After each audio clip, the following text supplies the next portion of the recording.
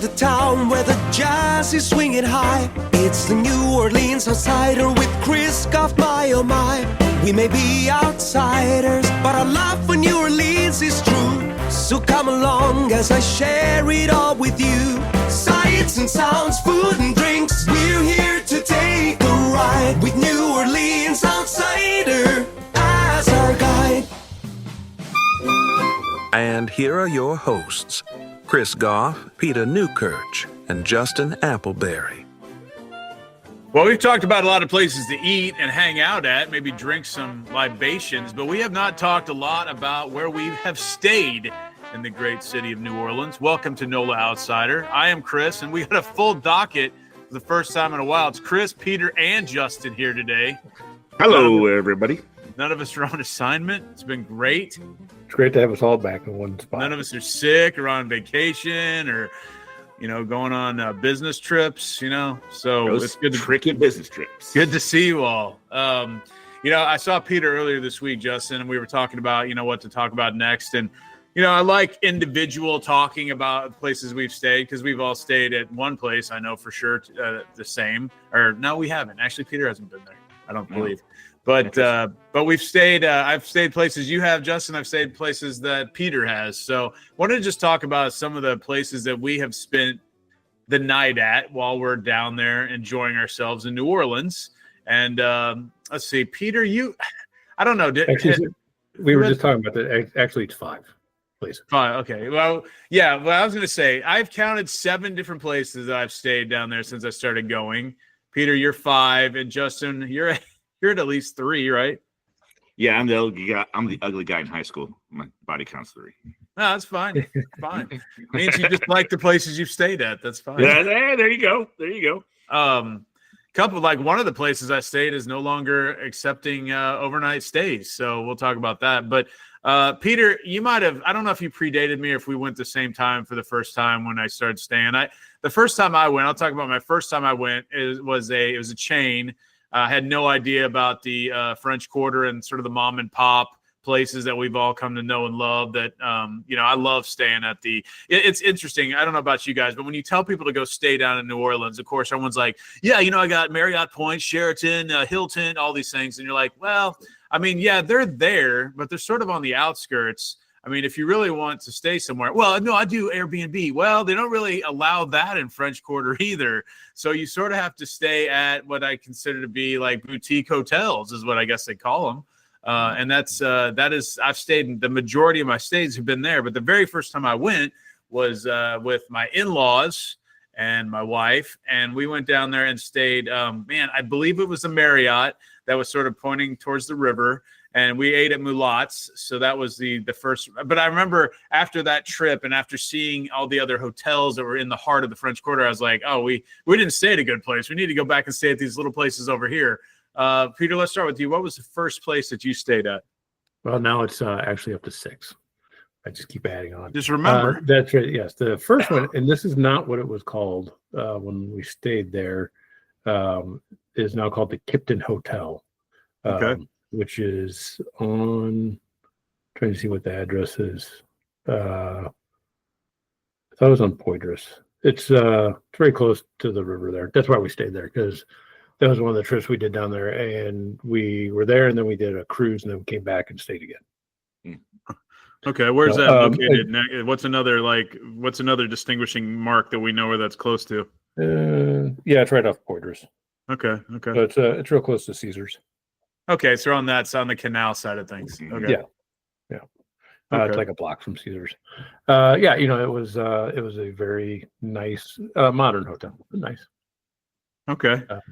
Nothing too fancy. We've gone both ways. We've done the true boutique hotels and we've done some of the big ones. That was the only one that I would say was just a very generic contemporary hotel, which is all we needed it to be for that trip. So you had the rewards points or? Yeah. And I want to say that was a Hilton property when we stayed there. Look, and when you're going down there and not understanding, where you're going to be hanging out at or where your favorite restaurant's going to be or bars or whatever, I get where take points, use whatever you can to stay down there. I have found before we get into individual places, I found that when I tell people to go down there, the caveat I'll tell them is that everything is damp. Okay, like it's just how Correct. it is there. I mean, Just be prepared. Be I prepared. mean, the city is 100% humidity most of the year. So like, it doesn't matter if it's $100 a night place or a $500 a night place, for the most part, it's going, especially if you're on the bottom floor, you're going to have some kind of like condensation because of just the damn humidity and under sea level and everything that plays into that. And, of course, like I tell people that because some people I tell that to, I'm like, are they going to be like, this is a dump? Because I think we all know some people that have gone down to New Orleans and think it's a complete crap hole. Okay. Yes. So, Yes. but you have to be okay with that. You have to be okay, not with being a crap hole, but you have to be okay with like, it's not going to be like, I'm used to a 5-star resort on the beach. It's just not the same, but it's what gives it character to me. 100% agree. Justin, where was your first place? So much like Peter's, mine was at a Hilton. And we were talking beforehand on what side of the French Quarter that is. I think we landed on the east side. Well, if you're talking about, I know people that are from New Orleans say upriver, downriver, all this stuff. To me, I feel like the dome is on the west side. So if it's over by the dome, that's that. So it was like it would be that. It'd be like the very edge of the quarter. Like you get off whatever interstate that is. And I'm not really good on my interstates because I'm on vacation. I'm taking the Uber. Sure. But it's you're right there in the quarter. You're right on the edge of it. It's a nice walk. I had the Hilton. I had the rewards points. It was a nice stay. And that's a good question. Like, Peter, do you like the boutique, the boutique versus, the commercial? At first we had a bunch of points. We didn't know what to expect. So like a Hilton, a Marriott, that's a good start. They have a lot of those throughout New Orleans that if you have the points, go for it and stuff. But as my experiences with New Orleans grew, I really enjoyed staying in the boutique, the full experience and stuff. But that's not for everybody. So, And I don't think any of the ones that are technically in the quarter are owned by the big companies. I don't think so. I've always wondered if they're like shell companies, Peter. I have no idea. There's a bunch of stuff on Canal and right there on the edge, but I mean, all the other ones are all, as far as I can tell, privately owned. I mean, I think that's what they strive for. I think that's what they always strive for, keeping all chains out. Although there was I guess Bubba Gump Shrimp Company. I just remember I went there one time right when we got off the plane with Travis and Sarah. And it was just weird because there's really not like national chains there, but that was there. So, but it's no longer there. It's sold out for like millions of dollars. Can you still use your Hilton rewards points, even though it's like privately owned? I don't know. I'm not saying any of them are. I wouldn't say no, but I'm always wondering, who is funding these people buying these properties that are obviously millions and millions of dollars? I'm always like our Greek friends that own Fritzels. I'm always like, who is bankrolling them, and what do they do in Greece? And I need to start doing that for my job. But yeah, I don't know who owns them, but Peter, as far as we know. They are just all sort of, either have just sort of maybe passed down generation to generation or what, I don't know. Yeah. And then, I mean, we're going to get into the truly boutique ones that are tiny. And we definitely know they're privately owned because we've met the owners. Sure. Well, I'll start with the other big ones then. I do remember one more I stayed at, so I'm up to, I guess, 8 now. Because I forgot that I stayed at the Hilton New Orleans Riverside Hotel, which is one that is on the river, sort of by the aquarium a little bit. And that has Drago's on the bottom floor. That's a well-known oyster place there in town. So we'd stayed there, and that was because we couldn't, the places that we had stayed before were sold out and we didn't know where else to go. So we went there, and I did not enjoy that because frankly, the side of that side of the French Quarter on the Canal side, not my favorite. I don't really like staying on that side. So you're going to find that most of the places that I think all of us really stay are on the other side of the quarter, on the Esplanade side, I'd say more so, or whatever. And so, and then also I forgot, I don't know, maybe I tried to block it out. We stayed at I guess it was a corporate place. I think my mom got it on Airbnb, and we all went for New Year's Eve when the terrorist attack happened. That was right on Canal, and that was a really nice place. It used to be an old theater that they had renovated into apartments now, and you overlooked Canal Street, which is, it's sort of like, if you're going to, Canal Street in New Orleans to me is sort of like, New York City at night, or a little bit of the strip feel, because everything's lit up. It's shiny, but it's also like you could be mugged down there. So it's a combination, but I did stay there. Yeah, Canal does have that interesting feel. And we've stayed at that, the now Hilton, the Riverside. And it is a huge convention hotel, but it is well taken care of. It's older and for a modern hotel.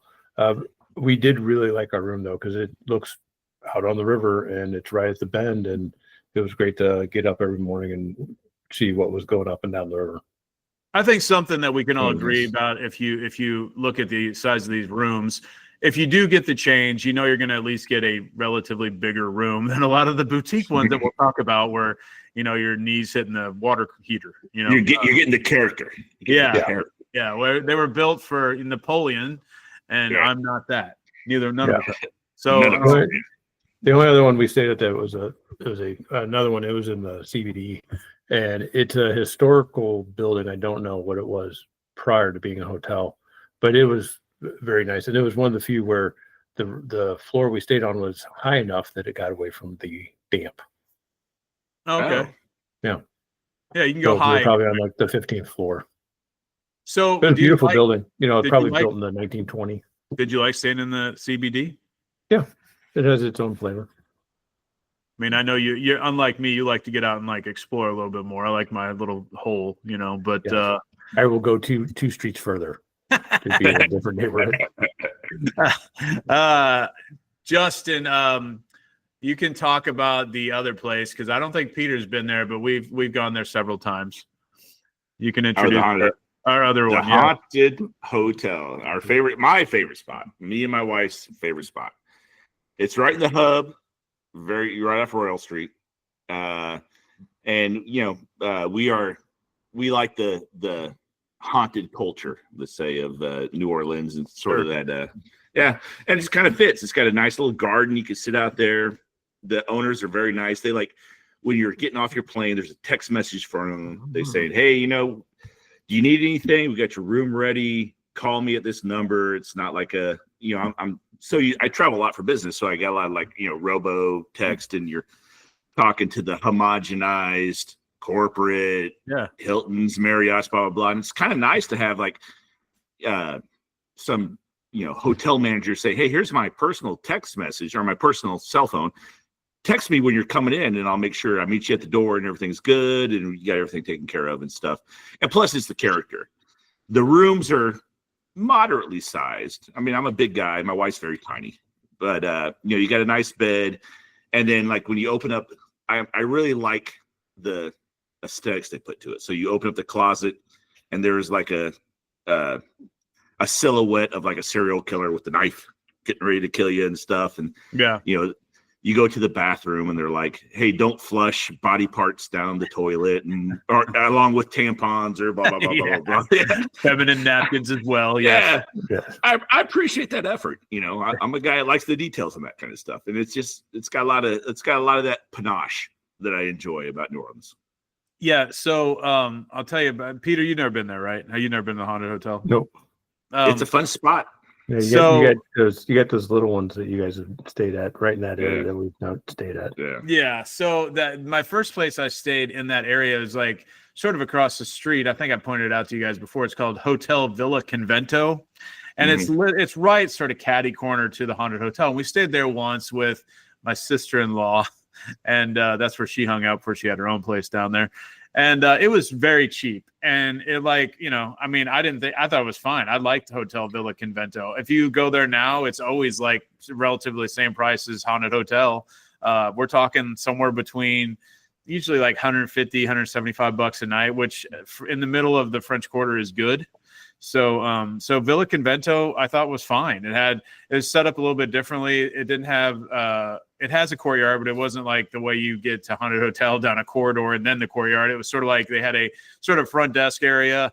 And then their rooms are bigger, actually. There's some rooms that had like multiple beds in it, and they're pretty big.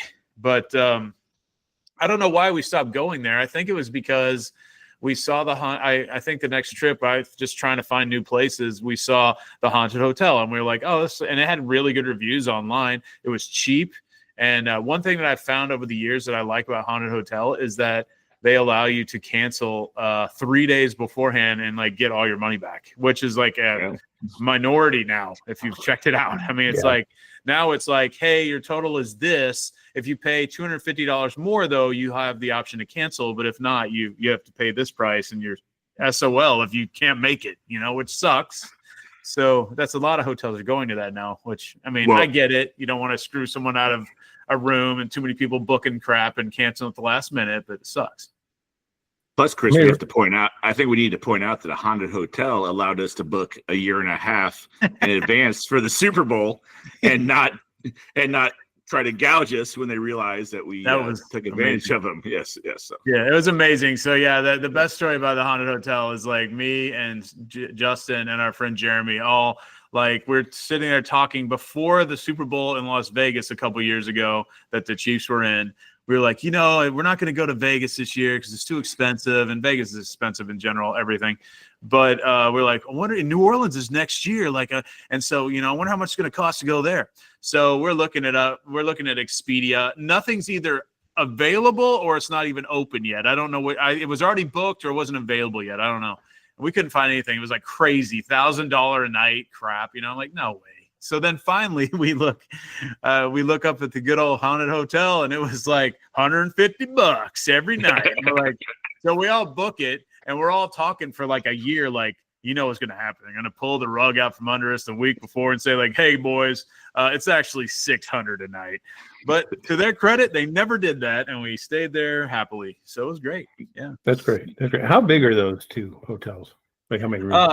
So Villa Convento, I would say, has 12 rooms, and I'd say that's about what you get at the Haunted Hotel. I've only had one bad moment at the Haunted Hotel, and that was when the someone it's a pretty good bad moment. So let's build it up. That's a solid moment there. Okay, well, I wasn't going to throw it completely under the bus, but I'll tell the story. So that was when we got put back. Like I think I had booked it late, so we didn't get one of our regular rooms that are in the courtyard. I got booked in a room that was near the kitchen, which sucks because you hear any drunk person stumbling into the kitchen at 4 a.m. getting a beer or whatever the hell they had there. That's another cool thing about that place. They have like a community kitchen where people just leave their booze there if they're leaving, and they're like, here's a whole handle of every liquor there.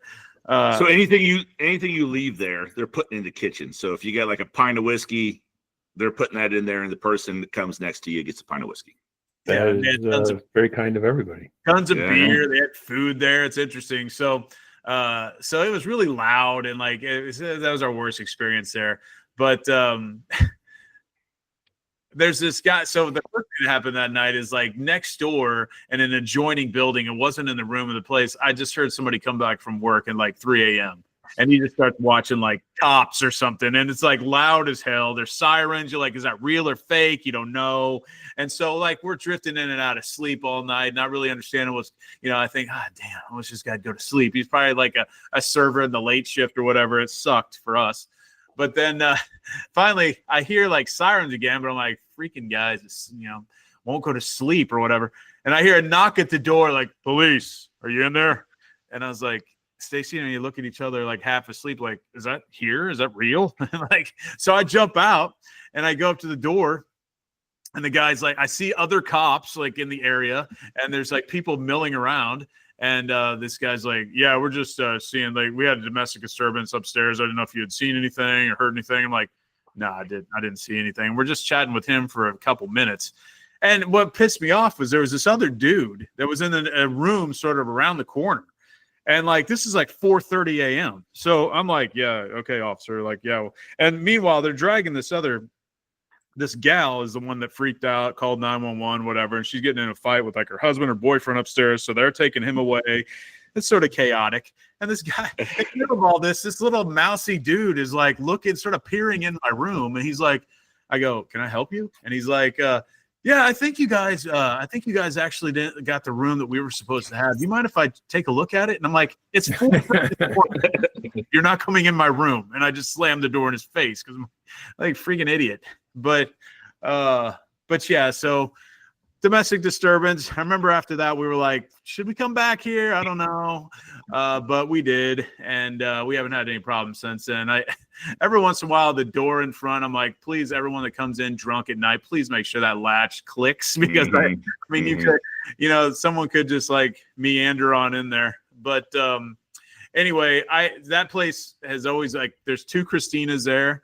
They both work different shifts, but they're both named Christina. They're both awesome. You check in, they know you. I've known that. They know all of us now that stay there. We've been there multiple times, and it's cool. It's sort of like a little family reunion when we're there. The only negative I can say about it, because the rooms are pretty big, like we're talking because of they're moderately sized. Like they're not, well, I'll tell you about some here in a second that are not as big as these. Okay. But they're not as big as like a chain, but they're big because they got like king beds. They got king beds, and they have a separate bathroom. And I mean, look, as long as it's clean, and I don't need a lot there, it's that I don't need a lot, but, I always had a good time there. I just think their beds, I never complain about this. Their beds are hard as rocks. That's the only problem I have with them.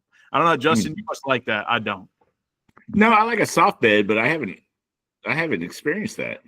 Yeah, honestly. well, in our advanced age, our hips hurt a little bit on sleeping on the old side. But to be fair, I'm usually pretty hammered when I go to bed. So well, see, that helps to knock you out the whole night. So I'm usually intoxicated. Yeah, that does help. Full disclosure. Yeah. Peter, so let's talk about another one that you stayed at. Will take me to the next place. Well, I mean, I think Place des Armes. I don't even have that on the list. Holy crap! I did it so many places. Place des Armes is awesome. Okay. And they have very comfortable beds. They do. Yeah. Lots of pillows. Great bathrooms. That's the one place that you would think has that feeling. You're like, is it owned by somebody bigger? But it's not. It's it's a collection of buildings around a courtyard.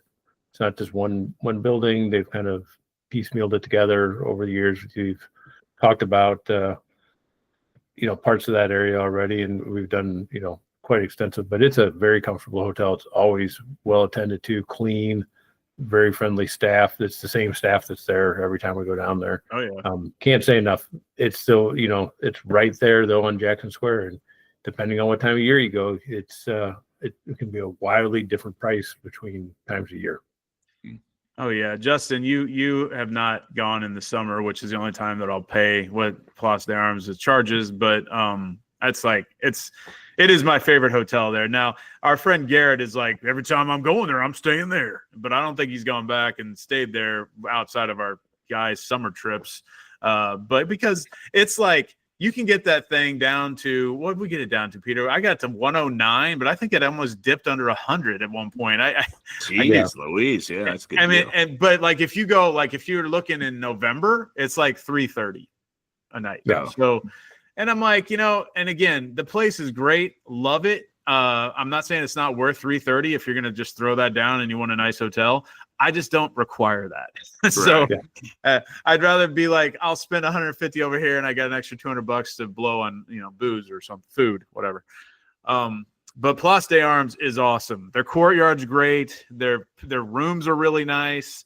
I did have the only time I had a problem is I had a room where my steam from my shower set off the smoke alarm, and it went off at 7 a.m, and it would not shut the hell up. And I went to the front desk and I don't know what I did. I think it's the shower. And they're like, oh yeah, that'll stop. And meanwhile, I walk into the hallway and the thing's blaring and everyone's coming out what the hell's going on? I'm like, dude, I'm sorry. I don't know how to. They acted like it was no big deal. I don't know what to say. So, but that was the only time I had a bad one. Plus, we get to watch Rad Olympics there. So that's in no way has anything to do with Place des Armes. It just has to do with the river in New Orleans. You're gonna see rats down there. The Rat They're Olympics not in the rooms. They're not in the hotel. Yeah, is that the new Disney movie that's come out? Like Ratatouille, it's Ratatouille 2, the Rat Olympics of Place d'Armes. It's okay. It's like, dude, I know, and Peter's right. There's rats everywhere in every major city. You don't see them until night. Okay, you really don't. If you go to downtown New York, you're going to. I mean, that's Kansas City anyway. I mean, yeah. But the first time we were there, there's these shrubs in the courtyard. And the courtyard's like nice and brick. There's this pool, all this stuff, and it's just like we're smoking cigars and drinking out there in the middle of the night, and all of a sudden, like I think it was Garrett who first saw him, and he's like, "Man, I just saw like a huge rat jump from one bush to the next," and I'm like, "What?" Like, I mean, I hadn't seen any of this, so I just started looking. I mean, it is amazing. They go they burrow under these shrubs, like the box shrubs or whatever, and they are huge, and they just jump back and forth at night. And I'm like, if any of these women see this going on, there's going to be a scream fest. I mean, it's over. No, you're done. Yeah. But Place d'Armes is one of my all-time favorites. Right next to Muriel's. So I mean, stumble out of there and go to Muriel's at any point, for dinner any night. The next door down. Yeah, it's connected to the building, and then it's two blocks from Bourbon, right on the corner of the cathedral. I mean, it's like you cannot get a better location than Place d'Armes. So yeah, and like you said, I mean, the wintertime prices are absolutely worth it for location alone, much less the quality of the rooms and everything. They are completely justified in upping their prices during the cool times of the year. High tourist season is going to be higher. Like I said, I think I thought it was 330 plus, something like that, depending on, that's like an interior king room. I think that's what I normally get in the summer at Place d'Armes. If you go onto their website, they do like summer sales, and we're talking like somewhere between mid-June through like August, even like right now. You can go in there and they give you like 25% off. They're already like summer rates is what they are, because no one's really traveling to New Orleans in the summer for the heat. So it's like you can get under $110 a night at this place, which, I don't. That's a great deal. People always ask, like, why do you go down in summer? We've discussed this many times. Because I'm going from a bar to a restaurant. We're not running a marathon here. And I'm not shopping all day outside. So I don't care. Doesn't matter to me. Plus, you're right there in the heart of it all. Oh God, you can't. I mean, for what I like, that is the best place for me. I mean, it's 2 blocks from Bourbon where Fritzl's is. You got Muriel's. I mean, everything else is just Jackson Square. Yeah, everything. But I mean, that is my favorite place. I can't believe I didn't even have it on here. The one that's not open anymore that I stayed at, and I know you guys have seen it, but it's not. I don't know what's going on. They're trying to sell it. It was the Cornstalk Hotel, and we stayed there, Stacy and I, and it had to have been our second or third time very early on because it looked cute. If you've seen the Cornstalk Hotel, it's got like a fence that's cast iron, looks like cornstalks in the front, and it used to be a boutique hotel. The story was, the gist of it was that the man and wife moved down there, and the wife missed the Midwest. So the husband did her a favor and put fake corn on the gate around the house just to make her feel like home. Last I saw, it's on the market. I don't know if it's been sold. It has not. For like the last 2 or 3 years, I've noticed no one's staying there, and it's not even available to get a room.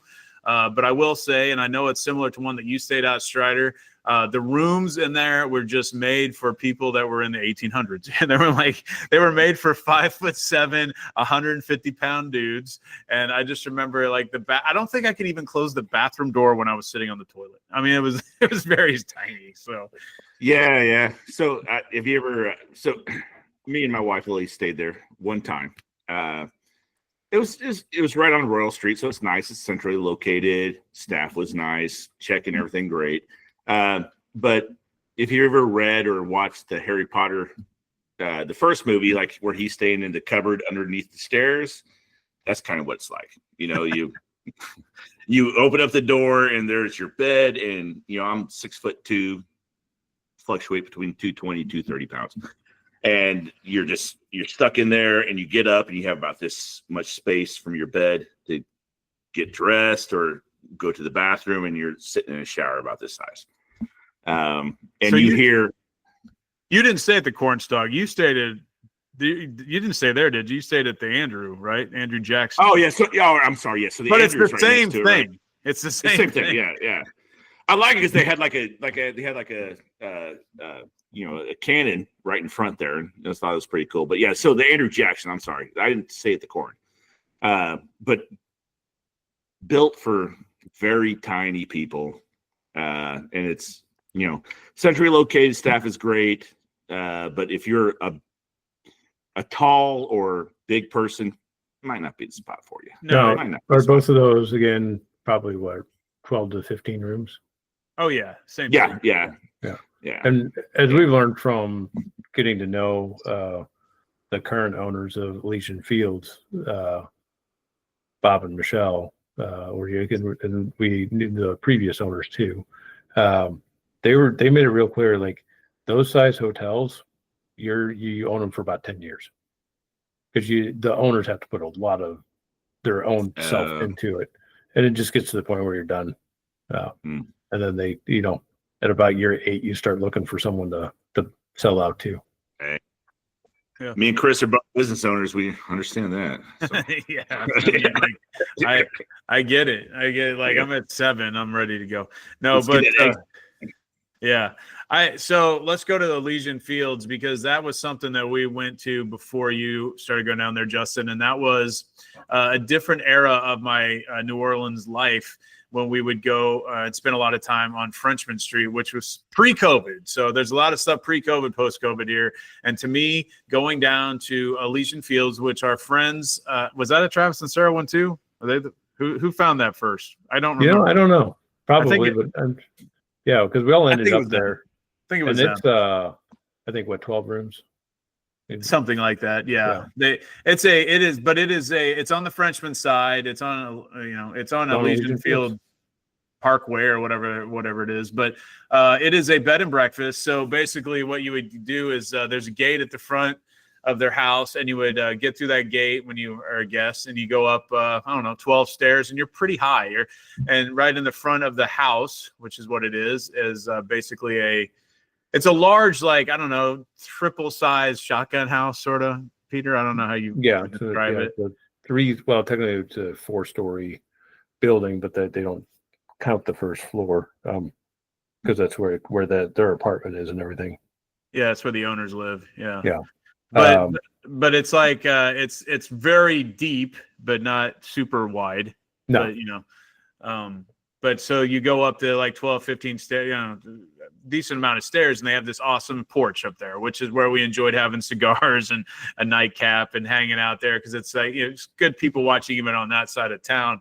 And so in those rooms, we would always stay on that room, the level that you walk into. But this is I've been to a lot of bed and breakfasts in my life, but that's the only one I've been down there. Michelle would always make breakfast in the morning, and the rooms are good size, bigger than the Cornstalk and Andrew Jackson, probably about the same size as what I would consider the Haunted Hotel. Look, the problem there's pros and cons to bed and breakfast.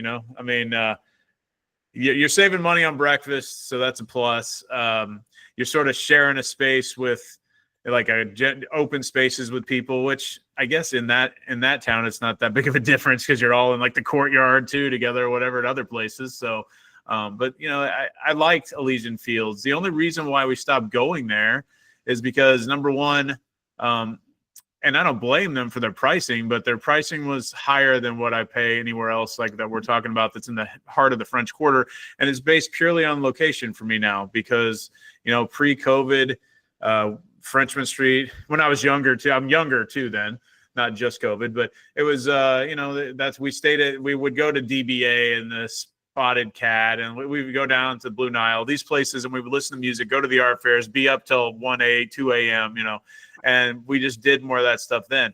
Post-COVID, as we talked about with Frenchmen before, it became a little bit younger demographic. I feel like they did that for business purposes because older people were not going out, which I felt Frenchman was a little bit less touristy, even though it has tourists there, but it was less touristy, more local, more older people in that area, which I enjoyed. But since COVID and no one was going out, and they needed to be flexible and change their business model, they skewed a lot younger. And so I just don't really stay over there anymore. I mean, is that a place you'd want to go back to anytime, Peter, or what? They were great, and it's a great hotel. But it's exactly what you said. We just don't spend that time on Frenchman Street, and so it just made it for a long walk to come from anywhere else. It is. It's just kind of off the beaten path for what we spend most of our time doing down there now. Just far enough to be inconvenient when you are inebriated enough you don't want to walk another block. Yeah, no, it's considerable. I mean, like, you're talking, if you're going from like somewhere in the middle of, if you're going to Muriel's, let's say you have a nice late meal at Muriel's, you're walking all the way through, the French Quarter, all the way through Frenchman Street. You pass the record store, all the way past DBA and all those places. Then you're going around this other park that sort of gets locked down. It's a block park or a couple block park there that's locked down. Washington Square, and you can't cut through it. It's only a block, but you have to walk all the way around it. Yeah, and then another block or two past that. So yeah, it's not super close. Yeah. It's a good workout to go home. But now there were a couple things associated to Elysian Fields that were always great. They had some great stories that they would share. As the guy who pooped in the bed and then went through the trouble to buy chocolate cake to put on top of the poop to make it look like he didn't poop in the bed. I've told that story on radio here. Lord. So they would share their stories, and then right next to it is a little corner bar called Mags, which is a drag bar, and to this day, nicest bathrooms ever been in anywhere in New Orleans. They take great pride. That's a plus. That's a solid endorsement right there. Yeah. And that's where you got the nickname Carl, right? Yes. Yeah. That was a long night. And then we also learned to not go. We didn't go because we were warned. You don't go across the street to the Phoenix bar because that's a leather bar and a whole different world. I thought that was a Blue Oyster. It was sort of like the Blue Oyster. Yeah, very much so. Dun, dun, dun. You might go to her buddy Joe. You might find Joe in there. Yeah, a lot of assless chaps over there. Yeah. Definitely. But yeah, look, it's almost would be worth going back and staying over there, Peter, and Justin and other people just to relive like the other, one of your favorite karaoke bars over there. There's a whole other scene over there that we haven't touched in a while. Is that where Ace like? Is that where Ace? Yeah. Okay. Yes. Yeah. I remember you telling me that story. Yeah. Yeah. And you're right. Room's very comfortable. Bob and Michelle, great people. They are always very comfortable. One of the funniest things I ever heard. So this porch is up an entire flight, so people can't tell you're up there, but it's a huge, massive southern porch. So you can sit and you can see some people, and you can hear everybody walking by. And there was one night, there was a big dude. I mean, just built, dressed as a pharaoh, and then he had his buddy with him, who for some reason was dressed as a 1920s flapper girl. And I just remember the guy in the flapper dress goes, "This is really comfortable and freeing," because I might just start wearing these anyway. Just the most random conversations you would hear. Yeah, you're right. They do not know you're up there because you can be sort of buried off this porch, and if you're just walking on the sidewalk right below it, it's so close you can't see up. So it's like, you heard a lot of, especially when they're walking into Mags, which is the drag bar. Yeah. So I just remember being in there it was our wives were in there, and I don't know why you weren't originally there, Peter, but you walked in and it was like the silhouette of like Al Bundy, who had just gotten off work, and he had his work pants on, but he just had his white wife beater on. And like you walked into the doorway and like came in, and I don't know why they started calling you Carl, but that is why I remember you that night. Yep, that's where it all started right there. Yeah. And everyone says how clean it was. So There you go.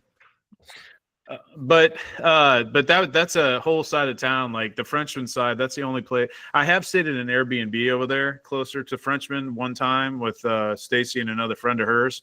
Because you get in these ruts of going to Airbnbs and you're like, well, I'm going to try an Airbnb in New Orleans. And so you get down there and you realize that the only Airbnb, they're really strict about having Airbnbs inside the French Quarter. So you can be on the outskirts, which the outskirts is like I said, it's like Canal or Esplanade. Anything around there is, anything between is basically off limits to, they don't allow it.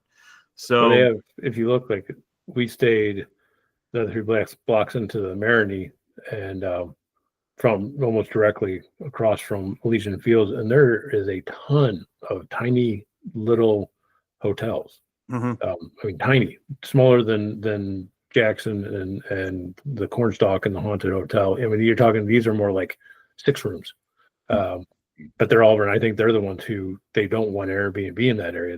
They want to protect the hotels, because we stayed at one called Pierre Coulon, and it's actually a guest house. And it was great. It was super comfortable. You didn't have to go. You meet the couple that owns it. They live in the house, but it has a side entrance through a gate, and you just go back through in a beautiful, as always, beautiful courtyard. But it's the old summer kitchen, stables, and of course, because everything that's built in New Orleans that's old, it's the slave quarters were above, but it's all been converted, and it's a really nice place to stay. Huge bedroom, bathroom, kitchen, living room area, and then there's probably you look at a map, you probably hit 20 of them within 6 blocks of there. it's funny how many places you can stay at that are above like a place where I'm like, I don't know why you'd ever stay there, because you'll never get sleep. I mean, like, there was a bunch of like places where you could stay and they would be above like I think one was above like, I want to say like maybe it was above Mags. It was above like a bar that stayed open till like 2 or 3 a.m. And I'm like, well, who the hell is going to sleep there? I mean, like, and of course you read the reviews and you're like, oh, it's great and it's really nice, but it's loud. And I'm like, yeah, of course. And then, you know, like when I got to see the Mollies at the market, they have like an apartment that they have that's right above Coop's, that's right next door to Molly's. And I'm like, I mean, first of all, you're probably going to smell fried chicken all night, which there's nothing wrong with that. It would be smell pretty good. Yeah. But I mean, is like you're next to Molly's and Coops, like I was, and like I don't know. You just are you ever going to get sleep? Is the problem there? Now, to Justin's point, if you're not going to get any sleep, you were going to smell like fried chicken and iced coffee drinks. Yeah, and if you're hammered, you're good. That's an attractive scent to me. I'll bottle up and sell it. Mm-hmm.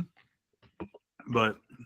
Anyway, well, there is so many places to stay down there. That's where we have. And like as I change, like when I go down there now, yeah, it's usually I'm forced into something new is why I try something new. And that's what I'm happening this next trip.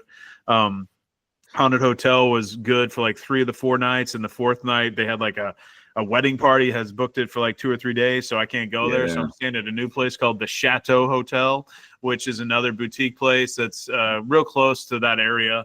And I'm going to try that out because it looks relatively same price. And, you know, it's always cool. I like trying new places, even though I like the old ones because I like Old Hat and I like people. But I actually, it works out for me well to make, I don't have to make the decision. I'm forced into it.